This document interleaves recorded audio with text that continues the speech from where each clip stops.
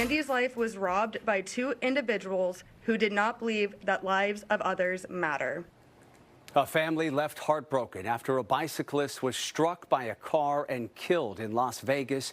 And tonight, two teenagers are facing murder charges, accused of intentionally crashing into the man. That retired police chief from Southern California was run down while on a bike ride. Good evening, everyone, and welcome to West Coast Wrap. I'm Alex Savage. Authorities say 34-year-old Andreas Probst was the victim of an intentional hit and run on August 14th. Police say the two teenagers in that car captured the crash on video, and they could be heard laughing before veering into Probst. Authorities describe the crime as a cowardly act. Fox 5's Kim Passoth has more tonight from investigators and the victim's family. Andy's life was robbed by two individuals who did not believe that lives of others matter. A loving Little League dad, honorary member of the Girl Scouts, and a law enforcement officer of 35 years in California, enjoying retirement in Las Vegas. His colleagues remember him as a real-life Pee Wee Herman. He was a jokester, a prankster, and always had a way to make you laugh. 64-year-old Andres Andy Probst's daughter shared the way she wants his life to be remembered. Police sharing the timeline of events that led to his death. I'm here to talk to you today about a video most of you have seen by now, a cowardly act that in my 22 years of law enforcement left me personally appalled. Around 6 a.m. on the morning of August 14th, Fox 5 reported a hit-and-run crash near Tenaya and Centennial Parkway. What was at first thought to be a horrible accident, 2 weeks later, Metro discovered was anything but. Two juveniles joyriding in a car intentionally hitting and killing an innocent man who was riding a bicycle and leaving him for dead along the side of a road. On August 29th, a student approached a school resource officer sharing the video of the teens recording themselves on their alleged crime spree that day. We believe that Andy's murder is a direct result of society's decayed family values and the strong effects that social media has on our youth. While the driver of the car that hit Andy was arrested shortly after the crime, it was only after the emergence of the video police learned of the second teen suspect serving a search warrant at his home and finding clothes matching those in the viral video. Police believe about a half hour before hitting Andy, that second teen was driving when a 72-year-old cyclist was also run down by a car near Fort Apache and Washburn, walking away with only minor injuries. Kim Passoff, Fox 5 News, local. Tonight, millions of people across the West Coast are dealing with smoke and haze, prompting air quality alerts in parts of California. In the San Francisco Bay Area, it was a second straight day of hazy skies. All of that smoke drifting into the region is from wildfires in far northern California and Oregon.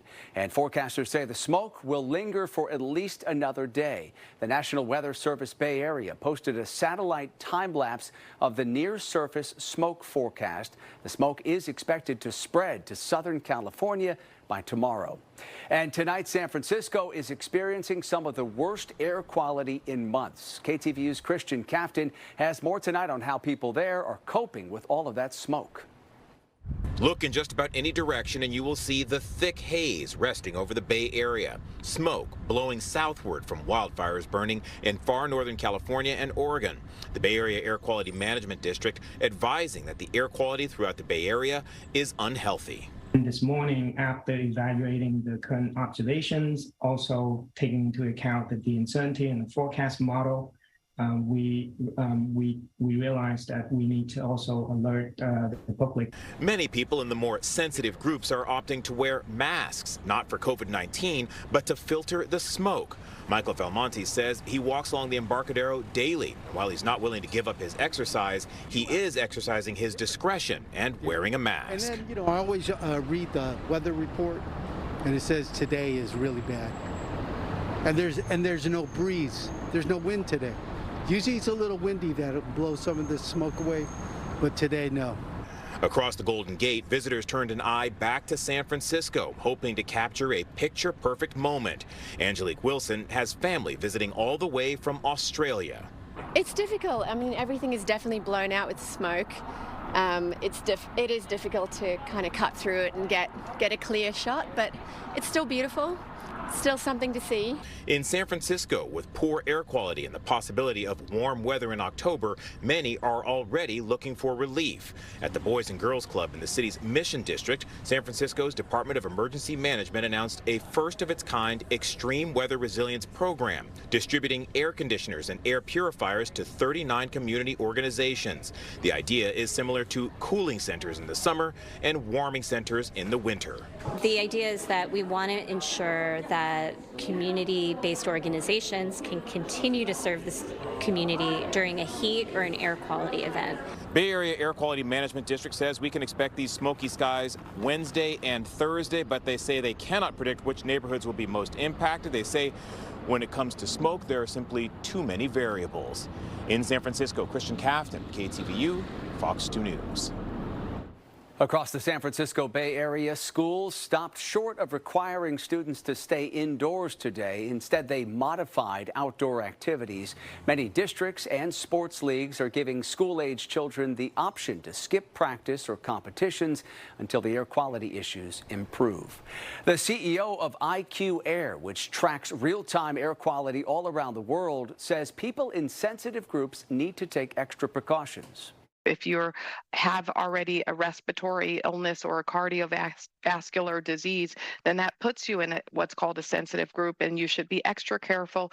Utilize things indoors. Create what's called a safe room with an air purifier if you have the means to do so, as well as indoors. If you're in a sensitive group, you should consider wearing an N95, KN95 mask to protect your health. Glory Dolphin-Hams also urged people to closely monitor the air quality where they live. And coming up in just a few minutes tonight, meteorologist Mark Tamayo will have the details on where the smoke is headed and how much longer the hazy skies are likely to stick around. In Southern California, there were some scary moments for students and staff at an elementary school in Long Beach when a man with a sledgehammer tried to get onto that campus. As Fox 5's Susan Hirasuna reports, the man died a short time later. He climbed up the fence and then he jumped onto a car and he broke the window. That was shocking enough for this mother of a first grader. But then she saw the man with the sledgehammer heading for the schoolyard. He started banging on the door with the hammer. Once he knew that he couldn't open the gate with the hammer, he tried to climb up the thing. Other parents yelled at the man.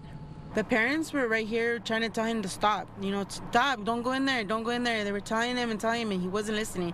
That's when two men scaled the fence to pull the man off the chain link. They went up, pulled him down, and they were beating him. They were kicking him, hitting him, trying to press it on his back. Long Beach police arrived, and that's where the cell phone video shows the man's condition, unconscious. At this point, the students and teachers were on lockdown. A police officer performed CPR, but later the still unidentified man was declared dead. Some parents say this didn't have to happen. The same man was seen around the school the day before. He was running around, he was asking everybody, like, have you guys seen the cops? You know, you guys seen the cops? You know, he was really confused, you know, so, you know, I just thank God that no kids was hurt. And that was Susan Hirasuna reporting for us tonight. Authorities say an autopsy is planned to determine exactly how the man died. In Southern California, a small plane crashed in the middle of a neighborhood today. This happened in Compton, just outside of Los Angeles. The Cessna single-engine plane came down on a residential street near the Compton Woodley Airport. The plane appears to have just missed hitting two parked cars. Thankfully, nobody on the ground was hurt, and the pilot was able to walk away from that crash. The NTSB is investigating the cause tonight. The city of Seattle has launched a new pilot program designed to prevent overdose deaths. The Overdose Response Unit, also called Health 99, is part of the Seattle Fire Department. This group carries medical supplies, clothing, food. The aim is to help link first responders and caseworkers with people who are overdosing to connect them with resources that will hopefully get them onto a better path. If we can get one person into treatment and change their life, I view this program as a success. I do like the chief's response that we save one life, that's a success. But, you know, I am data driven, and so we'll look at the whole continuum of our response. New figures show overdoses have surged in Seattle this year and have surpassed last year's total. The group says it's responding to an average of 3 to 5 overdose patients every day. The fire department is receiving as many as 15 calls each day for overdoses. Still ahead tonight on West Coast Wrap, we'll show you the unique tool officers in Arizona used to stop a suspect's car during a high-speed pursuit. And in Utah, the potentially dangerous and costly problem stemming from toxic dust at the Great Salt Lake. And in weather, still tracking some smoke and some haze over the San Francisco Bay Area. Another system wants to drop in from the north that could produce some showers, especially out toward Nevada over the next day or so. We'll have more in your forecast coming up.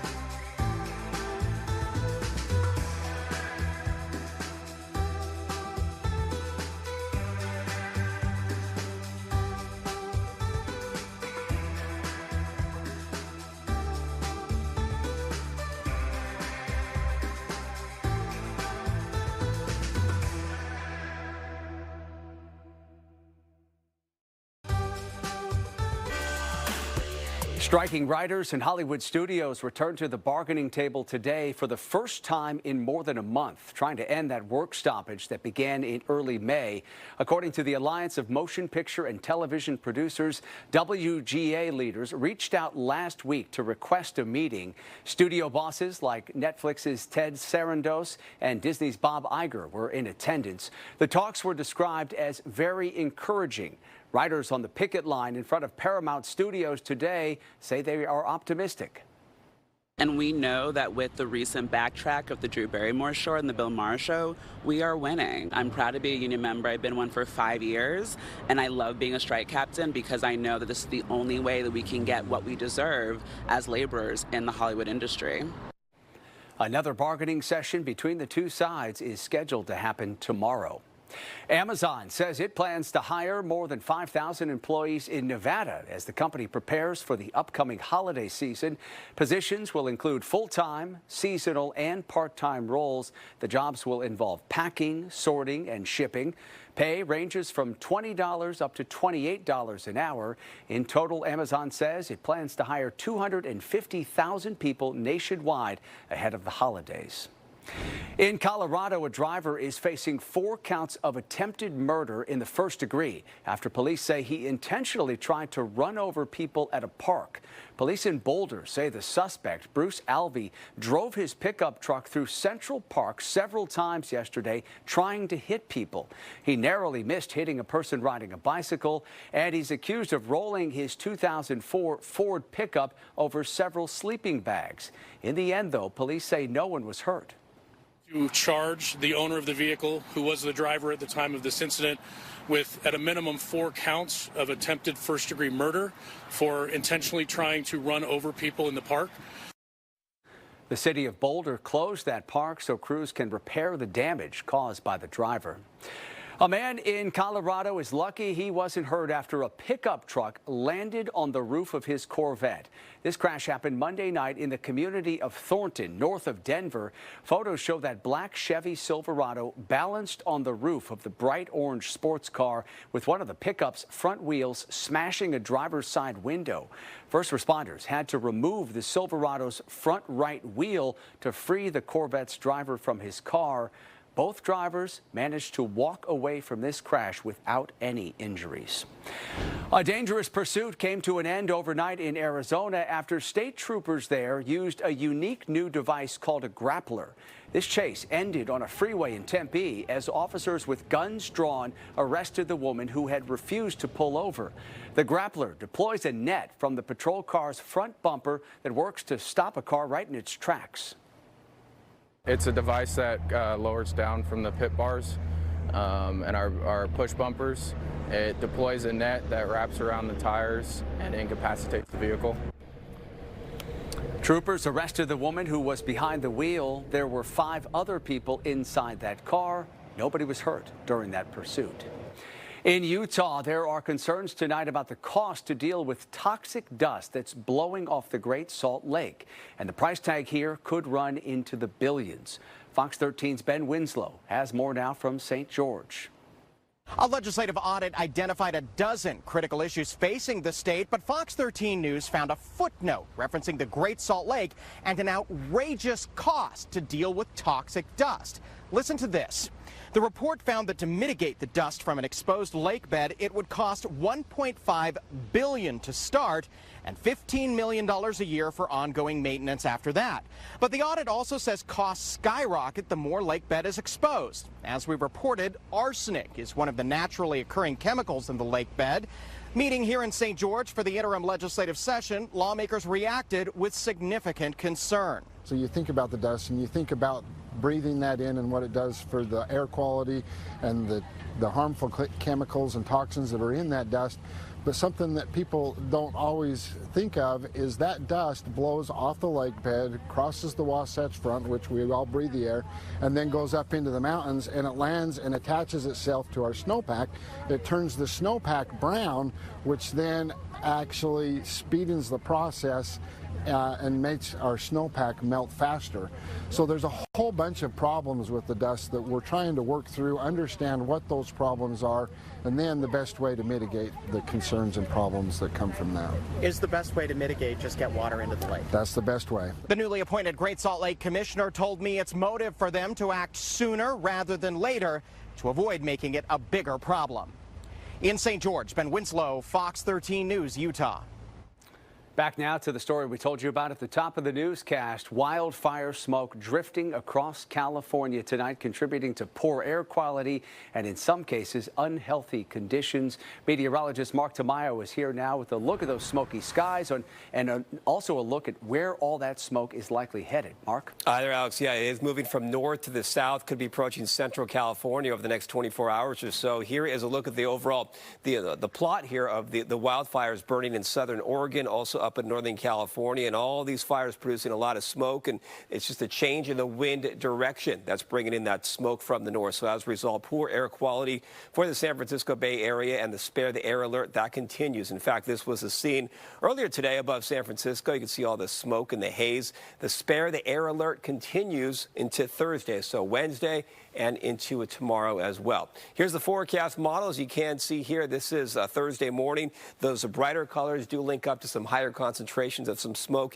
even trying to approach portions of the Central Coast, maybe closer to Los Angeles as well. And then into Thursday night, still the possibility of some haze. So here's the breakdown, some showers. In fact, this system was up in the Pacific Northwest earlier today. Right now, it's producing some showers out toward Nevada, parts of Utah, approaching portions of Colorado. This area of high pressure wants to build in over the next several days. So that means a quiet weather pattern up in the Pacific Northwest.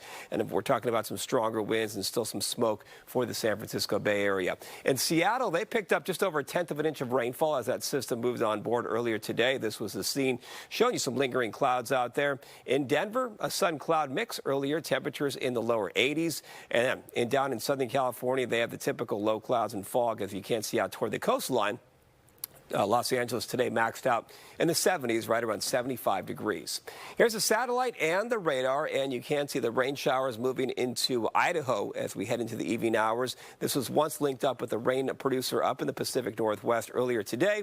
And current numbers we're showing you right now, it is 60 degrees in Seattle. It is 64 in San Francisco, upper 60s in Southern California, and Palm Springs in the 80s. Here's the forecast model. As you can see here, it is dry up towards Seattle, but we're watching this system come on board into portions of Idaho, parts of Nevada as well. In fact, in the Lake Tahoe region, they could have snow levels way up there. It's still a relatively warm system up above 9,000 feet. So for the highest peaks of the Sierra, maybe a little bit of a dusting here, but obviously the main focus, the shower activity, will be out toward Salt Lake City. Taking a look here at the 3-day forecast over the next 3 days. As you can see up in the Pacific Northwest, lots of sunshine for Seattle. We will bring in some more clouds, though, by Saturday with the chance of some rain showers. San Francisco Bay Area still dealing with some haze and some smoke, partly cloudy skies.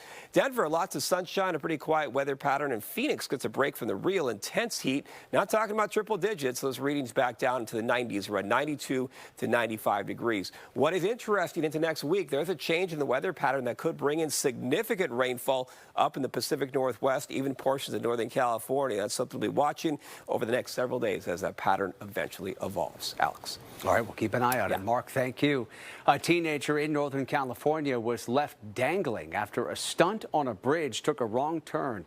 First responders in Placer County found him hanging about 30 feet beneath a catwalk on a bridge that stands 730 feet tall. Deputies say the teen and a friend were filming him swinging underneath the bridge. That part of the stunt was successful, but then he couldn't pull himself back up. Crews had to lower a rescuer down to him. Those teenagers were cited for trespassing. Coming up tonight on West Coast Wrap, how one Las Vegas venue is using robots to help tourists find their way around. And the Los Angeles Zoo is welcoming its newest family member. Still ahead tonight, we'll show you the baby Tamandoa.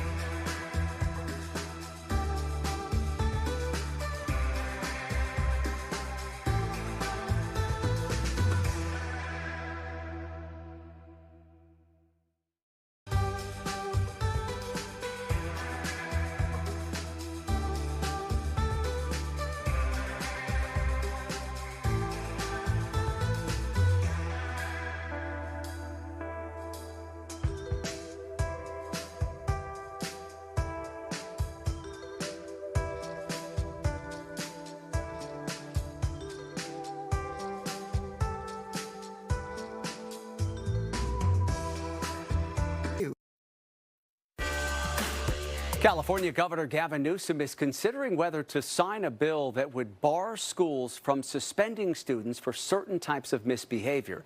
This legislation is known as the Keep Kids in School bill. The ACLU is urging the governor to sign it, saying, for example, black male students are 3 times more likely to be suspended for defiance than the statewide average. Vincent Stewart with the nonprofit Children Now says the bill will address those inequities. Offenses, things like perhaps not having a belt or falling asleep in class.